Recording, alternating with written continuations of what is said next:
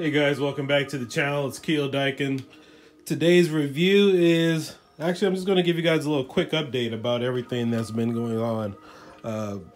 Kisses and I, we just got back from SoCal Retro. That video is being edited and rendered as we speak. I'm glad I met a few of you guys there. And it was nice to meet some of the other major YouTubers out there like Boogie299, 2988, and several other guys out there as well. But just wanted to give you guys a quick update because I realized it's been a while since I've posted anything in regards to my arcade 1-up extravaganza and stuff. So can't believe I forgot to post that video.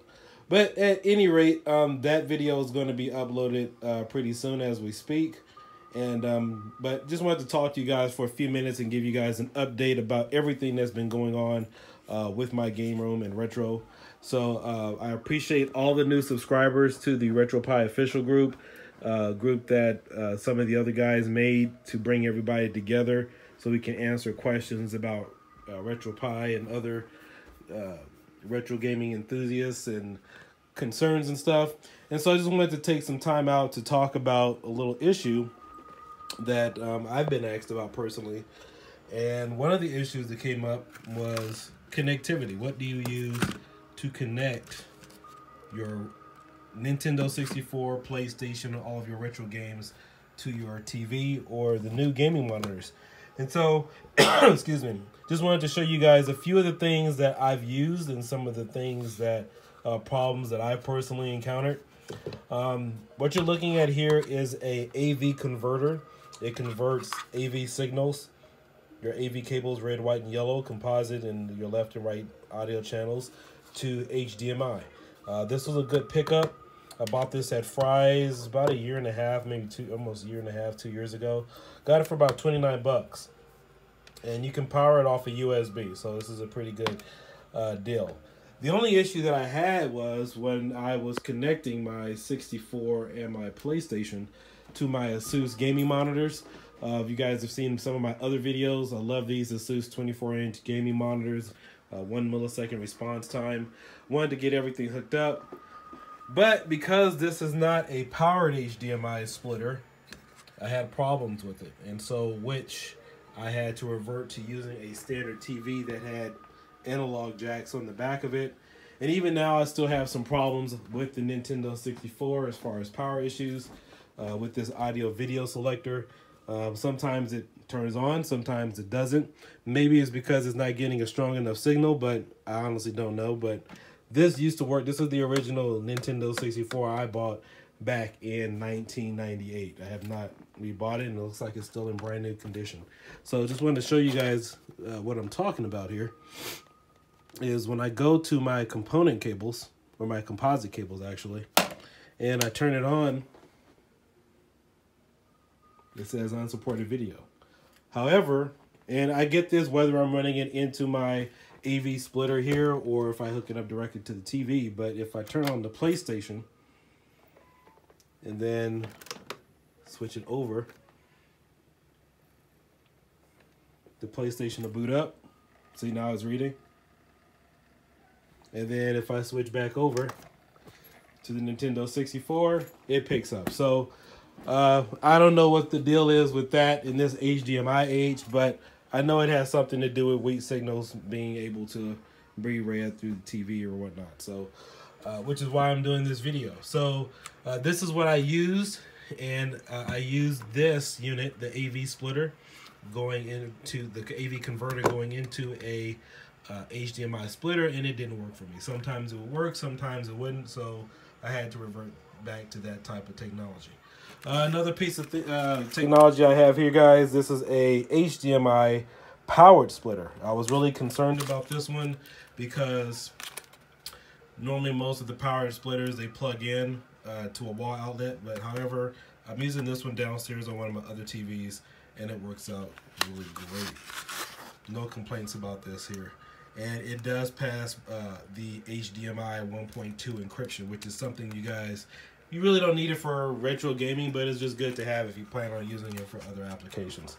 So I would recommend one of these powered HDMI splitters over a regular HDMI splitter any day of the week. Now, These are good if you're hooking up an Xbox, a Wii, or PlayStation 3, PlayStation 4. Anything that's powered, those will work just fine. But if you're using it for retro gaming with anything under an Xbox, the original Xbox, I wouldn't suggest that unless you have a power splitter. And all these monitors here are being ran off of those power splitters, so I can hook up multiple units directly to one monitor. Another good pickup I had, this normally goes for, this is the Rocket Fish 12 outlet adapter or surge protector. I got it for about 75 bucks and it normally retails for 150. And this thing is pretty cool because it comes with this little adapter here, this USB adapter, and I believe the output on this is either 2.5 volts or it's 3 volts. But I did hook my Raspberry Pi into this and I didn't get the lightning bar issue. So this is actually another good deal, you know, that I have. But I'm going to use this for my whole gaming setup when I get all this hooked up. As you can see here, you can turn the lights on and off. Another good, you know, thing to have. But it was a really good pickup at Best Buy. Got that on sale. So that's what's going on with me right now. Just want to thank you guys for all of your new subscribers out there for subscribing to the channel. If you have any questions or concerns, I will be around, and I will be showcasing my new Arcade 1-Up mod, which has been completed now for over a month and a half or 2 months. It's done, guys. I'm just tightening up a few things, and we also will be doing an unveiling of the Supreme V3 beta as well, so you guys will see it here first once that is officially closer to the release date. So you guys will have that as well. But again, guys, this is some things I just wanted to talk to you guys about as far as hooking up things to your retro gaming consoles and your monitors in the HDMI age. Again, try to make sure you get a powered splitter and stay away from something like this, okay? Because these are they're okay for the practical uses. And the best prices to get your HDMI splitters, I actually have a 4K HDMI 4-way splitter, a 3-way splitter, and the prices are reasonable if you get them on eBay or Amazon for about 10 to 20 bucks, or anything under 25 is reasonable. If you go to Fry's, they're going to charge you an arm and a leg, like 70 bucks just for a basic 4K splitter, either a 4-way or a 3-way splitter. 3-way splitters are definitely hard or impossible to find in a store. 4-way splitters are pretty much impossible to find in a store, so Amazon and eBay are your best bets for getting a splitter. And you guys will see why this is very important in a few more upcoming videos.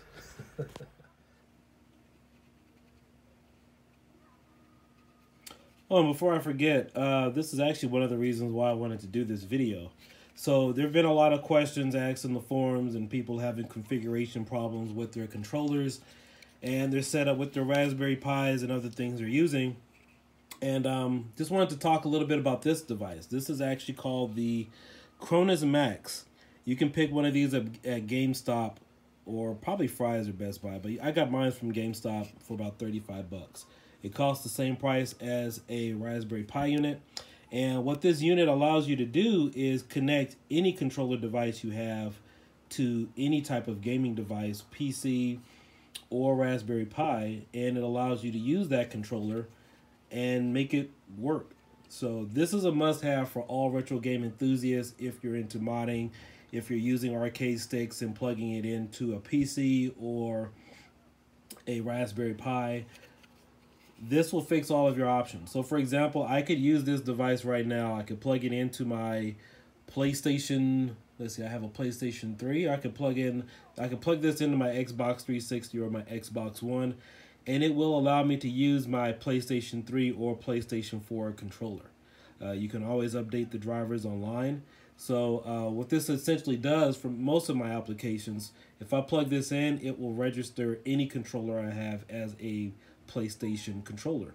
So for those of you out there using joysticks and wondering if your joysticks will work with a Raspberry Pi unit, this will work. If any of you guys are downloading any of the new Raspberry Pi images and wondering how come your gamepad isn't working, you don't want to go through all that hassle of figuring out drivers and stuff, this will make any USB device any USB controller you have compatible with your system.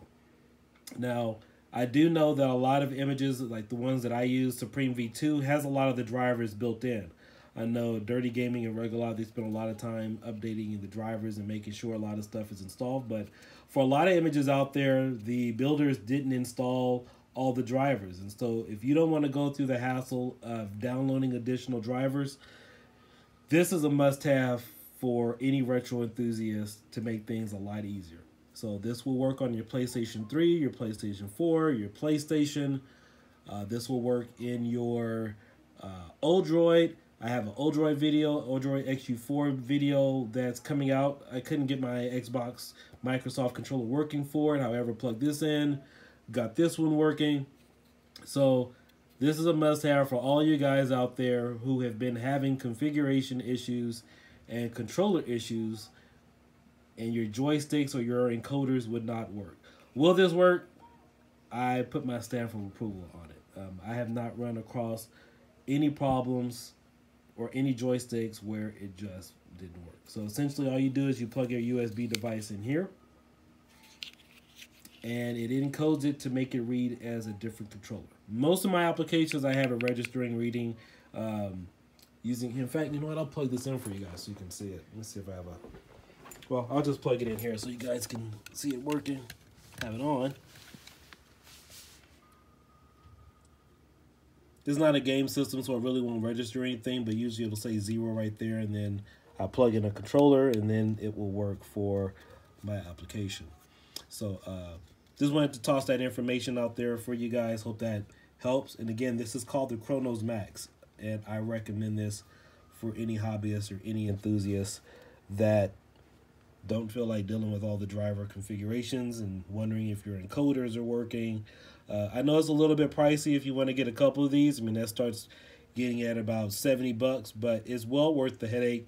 And I can use my Xbox 360 or Xbox One controllers on my PS1 or PS3 devices and so forth. So it's a great unit to have. Works with Raspberry Pi. I've tested several of my gamepads and joysticks and controllers with it. You have the USB controller port there, and you also have the micro USB port there as well. So it's a great device to have, and you can download additional drivers for it. So, all right, guys. But anyway, guys, just wanted to holler at you guys for a few minutes. I hope you guys are all having a good day. So stay tuned for those updates. I appreciate all the feedback and all the new members to the RetroPie official group. I also want to thank all of you guys out there for supporting the channel. We have a lot of things to cover, and I'm actually feeling a lot better. I was sick a few weeks ago after Arcade went up at CES, as you guys saw. I think I was a little bit better after that, then after that got worse. But I'm feeling okay now. So we're going to be coming back at it again, and had some issues editing with Pinnacle, so I will not be editing with Pinnacle any further. Pinnacle 22 had too many problems with that, so now I will be uploading all of my videos using Adobe Premiere. And it's took me a while to kind of switch over, but you know, been slowly learning how to master After Effects and a few other things as well. So thank you guys again for supporting the channel. If you have any questions, please leave a comment or subscribe to the channel. Leave a little comment or something below. But we have a lot of great things to cover. We will be talking about Dolphin bars, arcade 1-up mods, arcade mods, options, RetroPie images. We will be covering that all this month. And again, thank you guys for all the birthday wishes as well. And you guys have a great day. This is Kiodiekin signing out, and I will see you guys again soon.